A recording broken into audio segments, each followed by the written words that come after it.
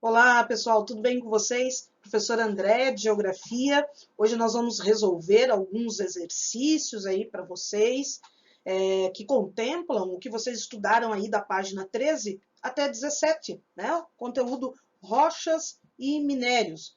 Lembrando também, pessoal, que nós já estamos lá no volume 2, tá? Então vem com a professora André, nós vamos resolver alguns exercícios e é bem bacana vocês fazerem as anotações desses exercícios, porque faz parte de uma revisão, né? Quando a gente resolve exercício, a gente foca numa boa leitura e a gente tenta aí resolver, né? Então é legal fazer as anotações por uma questão até de revisão do conteúdo. Então vamos lá? Vamos ver quais são os exercícios que foram escolhidos para a gente resolver. O primeiro está aqui, pessoal, ó.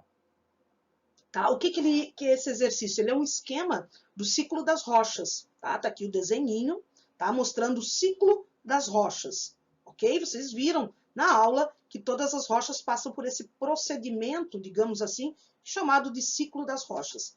Eles pegaram e dividiram aí a pergunta em rochas, né? Eles querem saber quais são os grupos de rochas. Ele já colocou aqui para você que são 3.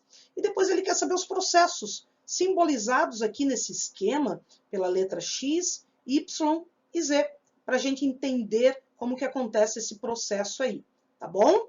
Então, assim, pessoal, primeira coisa que a gente vai lembrar, o que é rocha? Rocha é um agregado mineral em estado sólido, ok? Isso é rocha, um agregado mineral em estado sólido.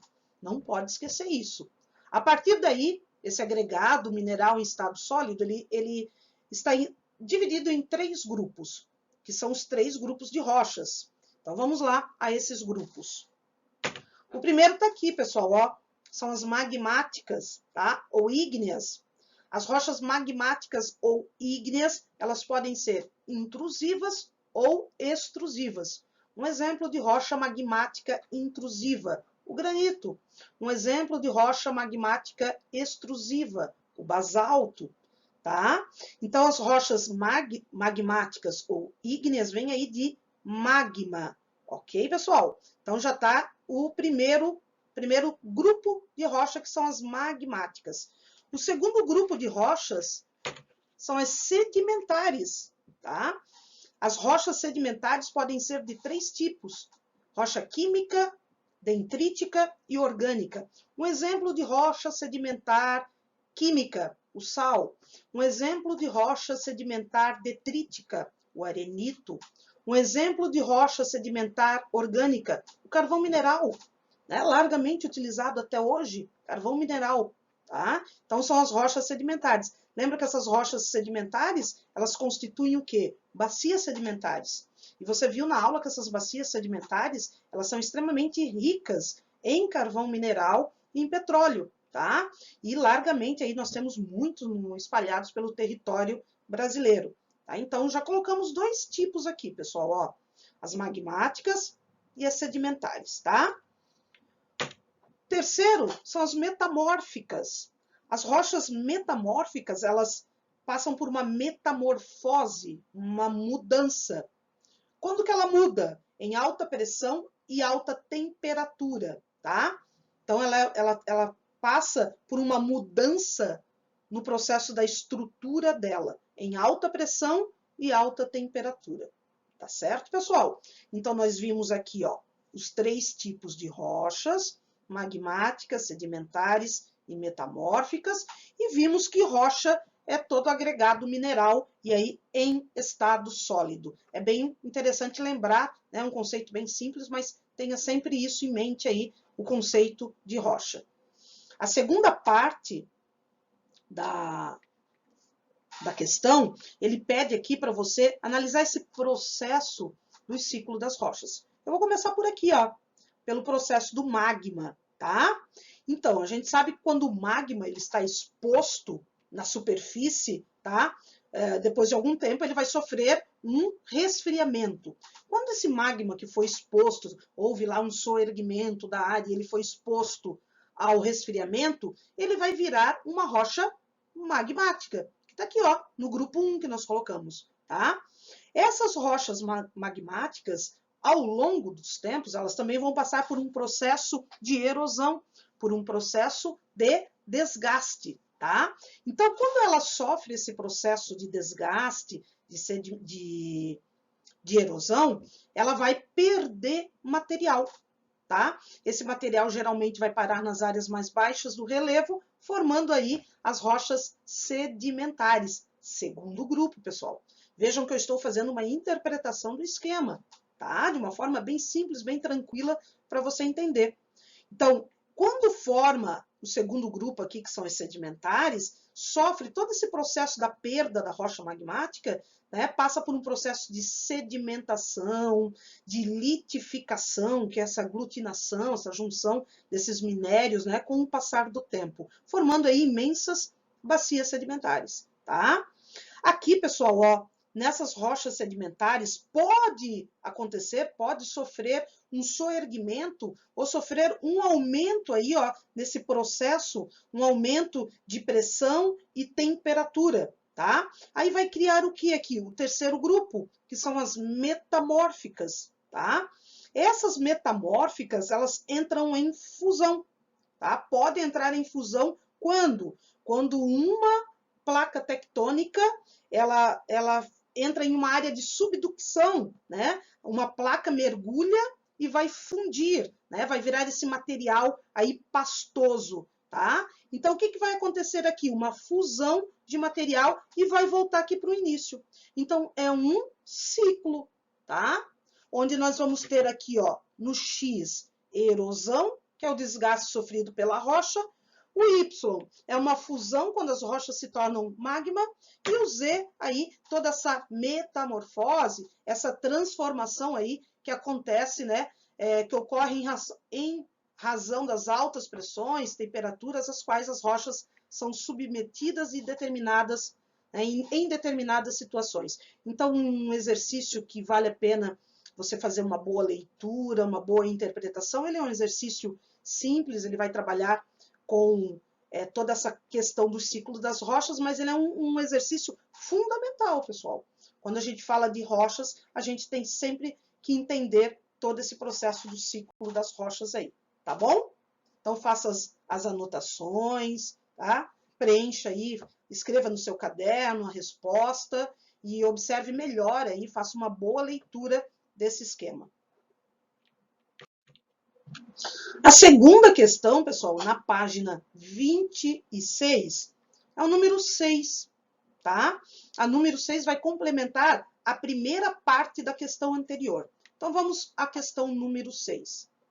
As rochas, assim como outros componentes do meio natural, são classificadas por meio de critérios específicos, permitindo agrupá-las segundo características semelhantes. Uma das principais classificações é a genética, em que as rochas são agrupadas de acordo com o seu modo de formação na natureza, tá? Então, o que ele quer dizer com essa genética? Conforme ela foi formada, vocês viram ali no desenho esquemático ali do ciclo das rochas, toda a sua formação, tá? É isso que ele quer falar como essa classificação, essa genética, tá? Sob esse aspecto, as rochas se dividem em 3 grandes grupos, ok? Aí ele te dá aqui as alternativas. Alternativa letra A. As rochas dividem-se em calcárias, basálticas e graníticas. Letra B. Crostáticas, continentais e oceânicas. Letra C. Areníticas, vulcânicas e radioativas. D. Ígneas, sedimentares e metamórficas. Ou E. Neolíticas, terciárias e quaternárias. Tá? Então, foi legal para você entender, né, e fortalecer ainda mais a questão anterior que a gente acabou de resolver. Então, nesse caso aqui, fica a letra D, né? São as ígneas, as magmáticas, né? Sedimentares e metamórficas, como a gente acabou de ver, tá bom? Exercício interessante para você relembrar, né? Para você não esquecer aí da classificação dos 3 grandes grupos de rochas. A outra questão, pessoal, foi escolhida, tá aqui, ó, tá? No início do século XX, um jovem meteorologista, o alemão Alfred Wegener, levantou uma hipótese que hoje se confirma, qual seja essa hipótese do Wegener. Há 200 milhões de anos, os continentes formavam uma só massa, né, chamada de Pangeia, que em grego quer dizer toda a terra, tá? Rodeada por um oceano contínuo chamado de Pantalasa. Beleza. Com a intensificação das pesquisas, também se pode afirmar que, além dos continentes, toda a litosfera se movimenta, pois se encontra sesionada em placas conhecidas como placas tectônicas. Vou fazer uma observaçãozinha aqui, enormes blocos de rochas, tá? Que estão aí, ó, deslizando na astenosfera, tá bom? Então, placas tectônicas que flutuam e deslizam sobre a astenosfera, carregando massas continentais e oceânicas. Muitas teorias foram elaboradas para tentar explicar tais movimentos, e recentemente descobriu-se que a explicação está relacionada. Por que aconteceu essa movimentação da Pangeia, essa movimentação tectônica, né?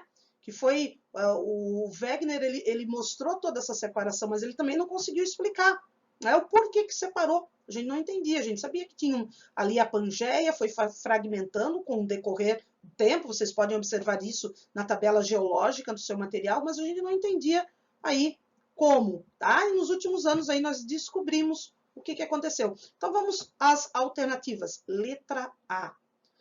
Então, essa explicação está melhor relacionada ao vulcanismo que movimenta o magma. B, ao princípio da isostácia, né, isos igual força mais estácias parada. C, ao princípio formador de montanhas, conhecido por orogênese. D, aos terremotos e vulcanismos em razão de sua força na alteração das paisagens. E E, ao movimento das correntes de convecção que ocorrem no interior do planeta.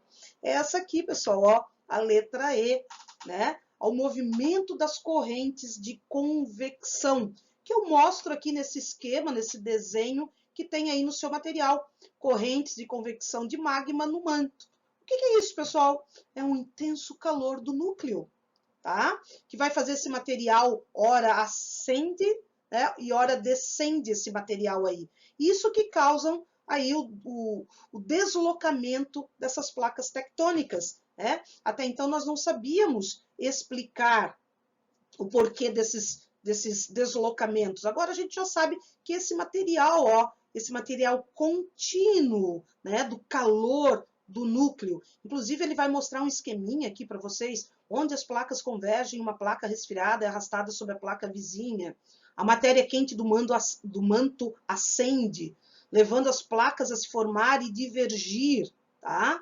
Mergulha e aquece-se e novamente sobe. É um ciclo interno que nós temos. Tá? Então, ao longo do tempo, a gente conseguiu explicar a teoria do Alfred Wegener, falando aí, descobrindo todo esse calor aí que nós temos, essas correntes de convecção, que também tem um desenhinho ilustrativo aqui, né? Para vocês entenderem, como se eu colocasse aí uma panela de água quente no forno, no fogão, né? E esse material aí, ele vai para a superfície e ele desce, é uma coisa constante. É mais ou menos isso aí que nos mostra como as placas tectônicas elas deslocam.